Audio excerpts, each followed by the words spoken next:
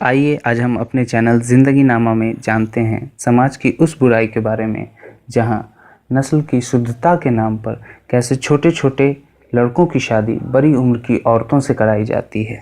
हिंदुस्तान एक ऐसा मुल्क है जहां विभिन्न प्रकार के लोग बसते हैं और जितनी तरह की बोली यहाँ बोली जाती है उतनी ही तरह की जातियों के साथ रीति रिवाज भी हैं।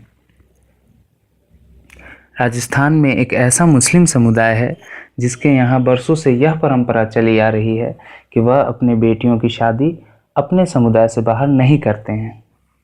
उनका ऐसा मानना है कि इससे उनकी पीढ़ी अशुद्ध हो जाएगी।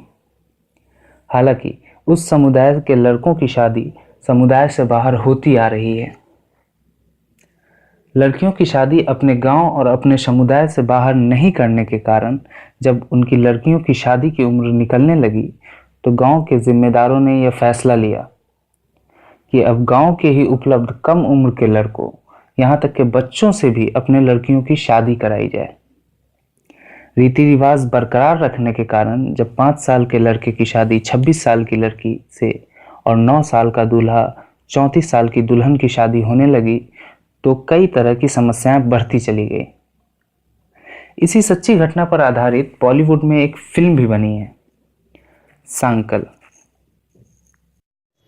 दोस्तों, अगले वीडियो के लिए हमारे चैनल ज़िंदगी नामा को लाइक करें, शेयर करें और सब्सक्राइब करें।